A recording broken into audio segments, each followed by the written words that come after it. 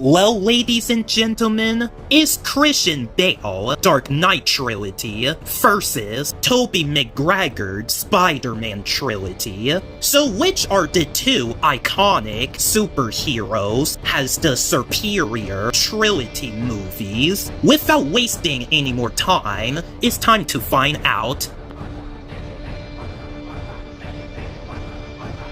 Okay, the story in both of these movies has gone from origin story to conclusion, and I gotta say, and I mean it by a compliment, both of these movies are well-paced of building story, and every important thing were happening as they went on. Well, although one story is about a teenager that becomes a superhero, and the other is about the billionaire that becomes a superhero. Well, with that being said, I think both of these movies did great performing a story. Well, except I had a few problems with the Spider-Man movies. There's something about Mary Jane that confuses me. I mean, in the second movie, we see her dating the guy and was going to get married to the guy, but she just run away to be with Peter once again. But yet, she gets upset when Peter just had one kiss with another girl. I mean, come on now. And to be clear, I am not the only one. Other people have been saying that Mary Jane is not a good girlfriend either. Well, Venom with their big Carnage also did the same thing with Anne, and it was 10 times more painful to watch. And not only that, they didn't do any justice to Venom for me. I thought his CGI design was terrible, and now that I am looking at it, it reminded me of one of the Decepticons from Transformers Revenge of the Fallen, the only Transformers movie that I hate, by the way. Well, I don't remember having issue when I watched the Dark Knight movies. It was just storytelling through and through. Well, despite the third one being everyone least flavored for some reason, it is just so, excuse my French, damn good for how building story these two films are, and they did it without breaking a sweat. Well, the moment what Peter had with his uncle is good stuff before tragedy happens. I also felt for Bruce when he lost his parents, but I don't see enough of that. Although, the last movies came out in the year that I dislike. Well, Spider-Man 3 came out in 2007, and The Dark Knight comes out in 2012. Like, seriously, why make the third movie come out in the year that I am not a fan of? Okay, I get that they did not realize that I don't like these years, and it's not their fault they schedule it, but it just reminded me so much of that year that I lived through as I watched both of these third movies. Okay, nonetheless, these movies did good with the plot. Well, I was going to make this round into a tie, but I have to choose one to get the point, and I think I might give this round Spider-Man. Okay, it has a few problems with the story, but his origin story, though, it was impactful enough to make Peter the hero that we know today, and Spider-Man is one of my favorite comic book characters, so that says it pretty much. I'm into Batman's story as well, but it also took too long to get to the action. I don't mind it, but it's about the impact that comes with the action. With the slow pacing of the movie, and when the action finally do happen, I just wish it was just something more, which we will talk about in the action segment. And with that, it will have you question either it is worth your patience or not. And hey, before you guys think it, I am not playing favoritism. I just think Spider-Man has the superior story, in my opinion. Both of these main characters are likable, and they're legendary, if you might will. Well, the Dark Knight Batman is the same as the other Batman, but I saw a more of human in him, much like Robert Pattinson version. Well, this Batman was afraid, and then he became the fear, and then he failed trying to be Batman, but got back up. Well, Peter Parker started off as a nerd, and then he pretty much became an a-hole when he first got his powers, but after his uncle's death, Peter's father figure died. He really becomes the hero. Well, by watching both of these first films, I was like, okay, this is good, but I don't see it is great. But watching both of these sequels, okay, now I see it is great. And I am talking about the main character's story. And then Batman's story just got underrated in the third one, and Peter in the third movie was a bit questionable. Okay, overall, the movie with the story with the title character for me is Spider-Man. Alright, it's time to talk about the side characters. Well, I thought the side characters are good for the movie, and that's all. Well, one of the side characters has turned into a supervillain because of the Joker manipulation plan. Well, as for the side characters in Spider-Man, well, one of them became a supervillain in the third movie, and the love interest, you know, Mary James, always make things so complicated. I mean, we see Mary James dating another guy, and when the guy is not there, she just got onto Peter like nothing happened between them. And like I said about Anne from the Venom movie, she just does the exact same thing, and it just reminded me so much of Mary Jane's behavior, and that just don't make sense to me. So for that, I had more fun with the side characters in The Dark Knight, and this is no competition here, and that also makes me pretty confused of why Peter told the doctor his secret identity, which that makes no sense. So the movie with the superior side characters is undoubtedly The Dark Knight.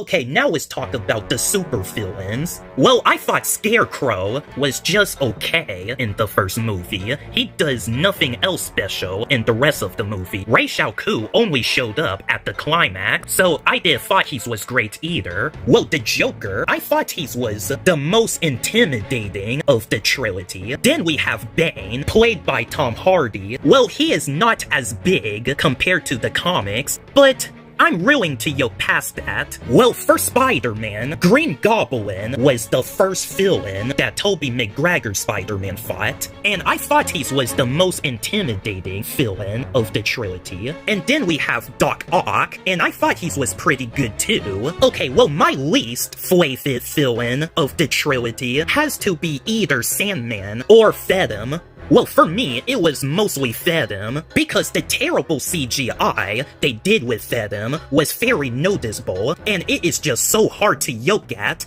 least for me it is. And the reason that Sandman is my least favorite, well, because he is not really a bad guy, really. Sandman was just the guy, well, a trouble guy, if I have to put it better. Well, he was just a trouble guy who does bad things to help his family, and he was Peter's uncle's killer, which that doesn't make sense, because Sandman never killed Uncle Ben in the comics. So yeah, I don't consider Sandman as the villain. He just does bad things to provide for his family, which is understandable, really. Okay, well, both of these movies has great villains. Well, except for Spider-Man 3, but still. And although they did a really good job with the Joker, like the Joker was insane. Well, if I have to choose between the Green Goblin and the Joker, I will choose the Joker undoubtedly. So, the trilogy with the superior villains, for me, is the Dark Knight trilogy.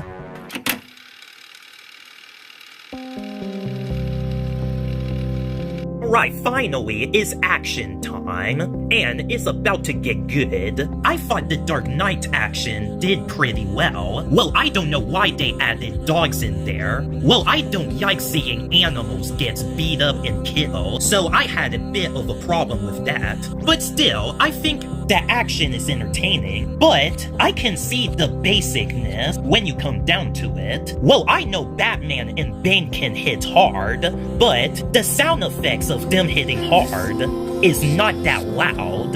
Yike, they don't have much impact of the punches being thrown hard. Yike, I can barely hear it when I was watching it. Well, the 2022 Batman movie, it has great impact of Batman hitting hard, and you can definitely hear it.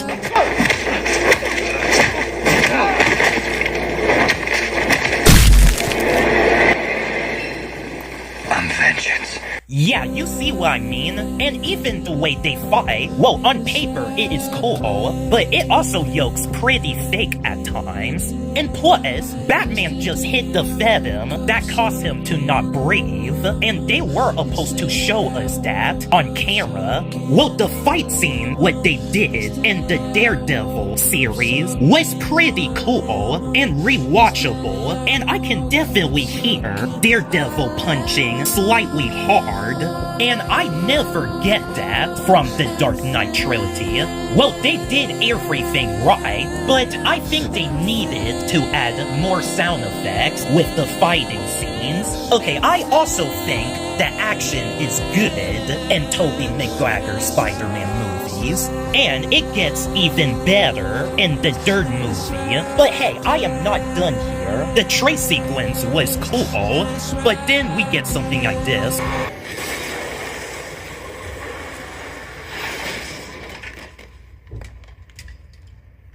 Okay, what? How Batman even trip over his motorcycle? Okay, as a kid, I thought he was either paralyzed or put in a coma at first, but nope, he's still well and fighting like it was nothing. I love that action in Spider-Man, and I can even rewatch them if I want to. Well, despite the terrible CGI in the last one, I have grown to appreciate it as times comes. Well, overall, I think both of these actions are great. Well, actually, it got better than I remembered once that I rewatched these movies. But it depends what kind of action that I'm looking for. But honestly, I think both of these trilogies wins here.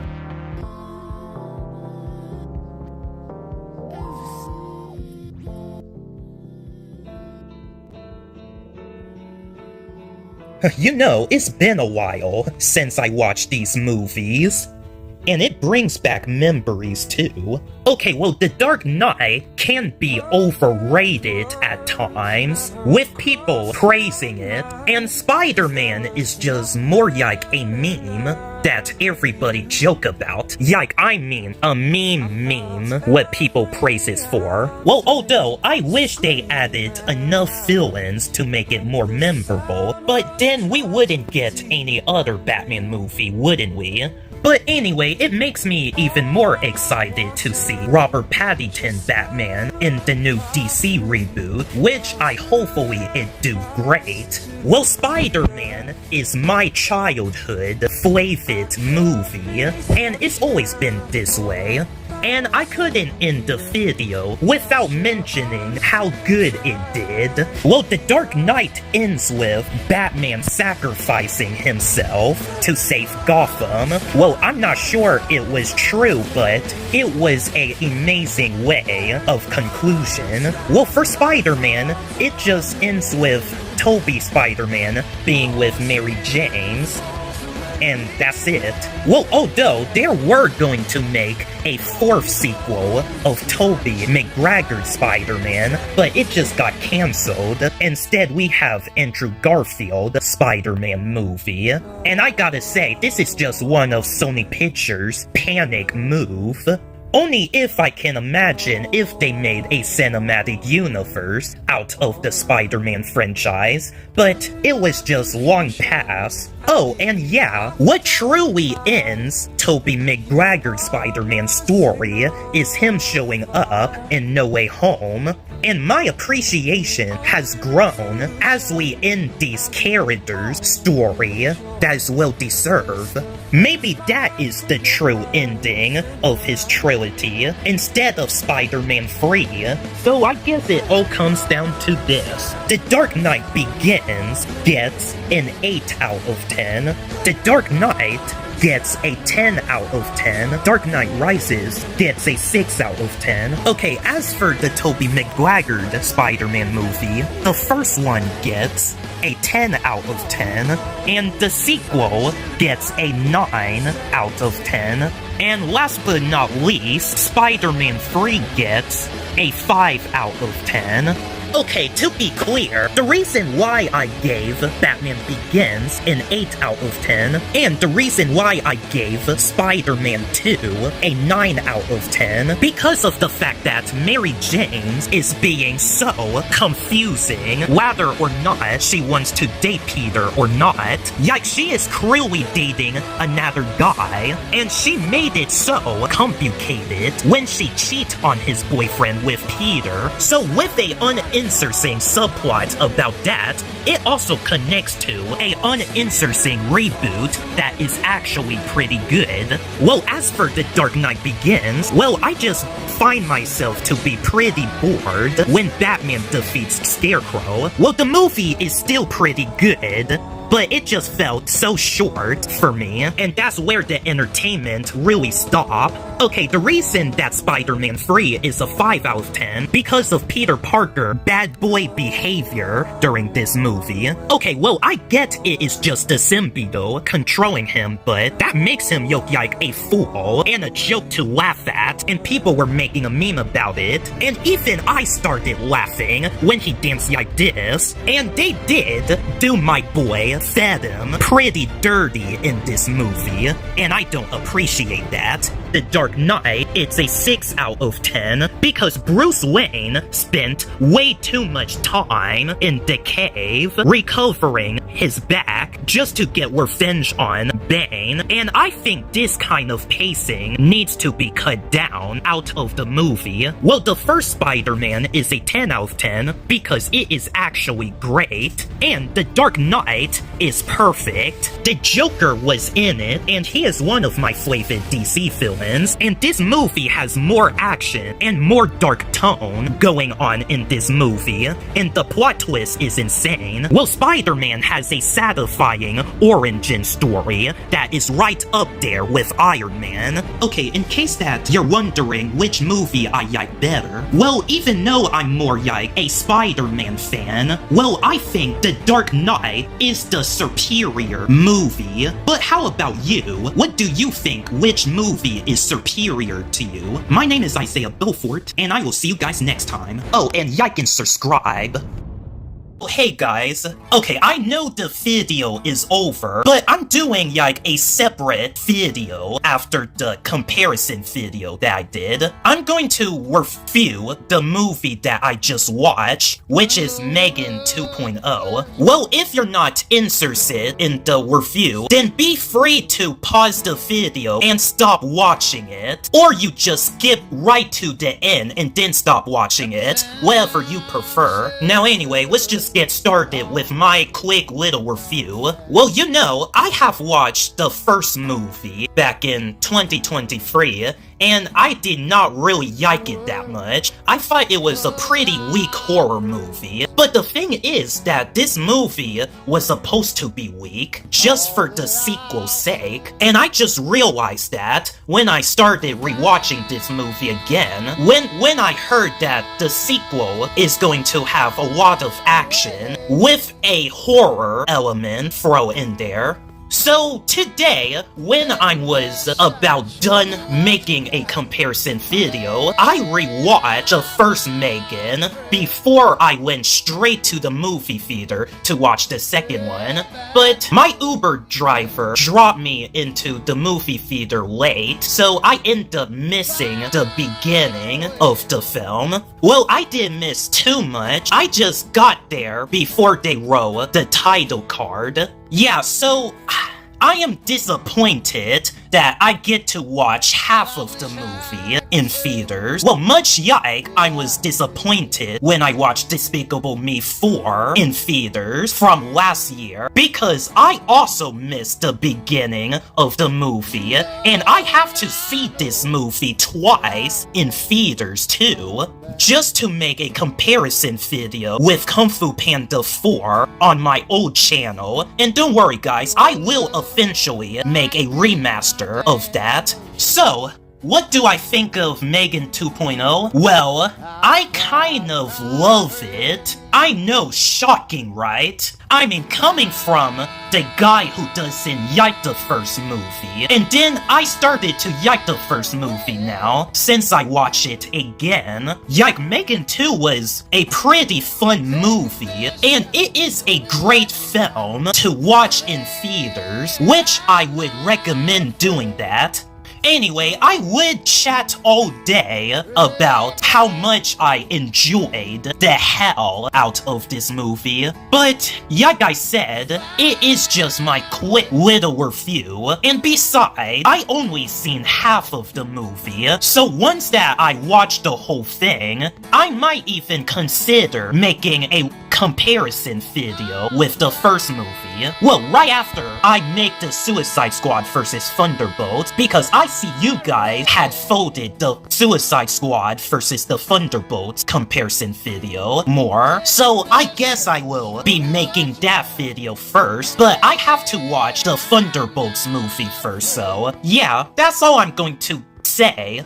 Anyway, I give Megan 2.0 a 7 out of 10, a high 7 out of 10, you may will, and like and subscribe, comment, and I see you guys next time.